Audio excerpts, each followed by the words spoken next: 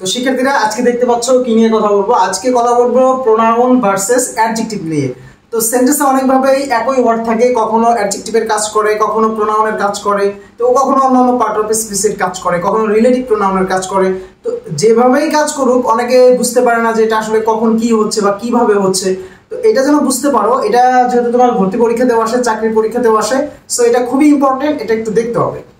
তো দেখো WS word কিভাবে অ্যাডজেক্টিভ হিসেবেও কাজ করে, কিভাবে প্রোনাউন হিসেবেও কাজ করে, আমি এই জিনিসটা তোমাদের একদম সহজে বুঝিয়ে দেবো। তার আগে দুইটা জিনিস মনে রাখবা এখানে, যে অ্যাডজেক্টিভ প্লাস প্রোনাউন হয় কি হয়, সরি অ্যাডজেক্টিভ প্লাস নাউন, অর্থাৎ নাউনের পূর্বে যে ওয়ার্ডটি থাকে সেটা কিন্তু অ্যাডজেক্টিভ হয়।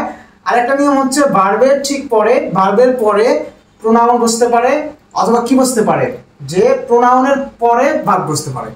অর্থাৎ ভার্বের পূর্বে প্রোনাউন বসতে পারে অথবা ভার্বের পরে প্রোনাউন বসতে পারে। এই জিনিসটা তোমাদের খেয়াল রাখতে হবে।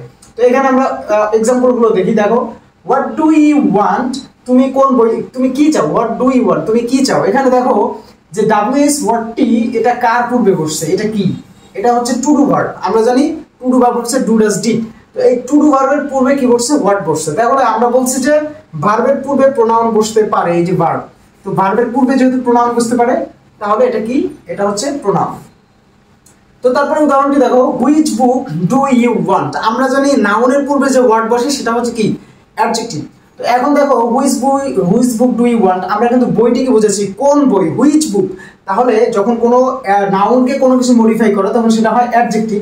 তাহলে এখানে দেখো আমরা বলছি নাউন, অ্যাডজেক্টিভ প্লাস নাউন, অর্থাৎ নাউনের পূর্বে যেটা বসে সেটা কি, অ্যাডজেক্টিভ। তার মানে এখানে হুইচটা হচ্ছে কি, অ্যাডজেক্টিভ। তারপরে দেখো, অর্থাৎ এটা কিন্তু ডাব্লিউএস অ্যাডজেক্টিভ বলতে হবে, ঠিক আছে। তারপরে দেখো হুইচ, ডাব্লিউএস অ্যাডজেক্টিভ বলতে এটা ইন্টারোগেটিভ অ্যাডজেক্টিভ, অর্থাৎ যেহেতু কোশ্চেন বোধক তাহলে হবে ইন্টারোগেটিভ অ্যাডজেক্টিভ অথবা ইন্টারোগেটিভ প্রোনাউন, দুইটা, ইন্টারোগেটিভ প্রোনাউন এবং ইন্টারোগেটিভ অ্যাডজেক্টিভ। তারপরে দেখো which colour do you like best, যে তুমি কোন কালারটি বেশি পছন্দ করো। এখন হুইচ কালার, কালারটা কি, কালারটা হচ্ছে নাউন। তো আমরা বলছি কি, নাউনের পূর্বে অ্যাডজেক্টিভের পরে নাউন বসে, অর্থাৎ নাউনের পূর্বে যে ওয়ার্ডটি থাকে সেটা অ্যাডজেক্টিভ। তাহলে যেহেতু এটা নাউন, এটা নাউন, এর পূর্বে যে ওয়ার্ডটি আছে হুইচ, তার মানে এটা কি, এটা হচ্ছে অ্যাডজেক্টিভ। কোন অ্যাডজেক্টিভ, ইন্টারোগেটিভ অ্যাডজেক্টিভ, এটা মনে রাখতে হবে, ইন্টারোগেটিভ অ্যাডজেক্টিভ।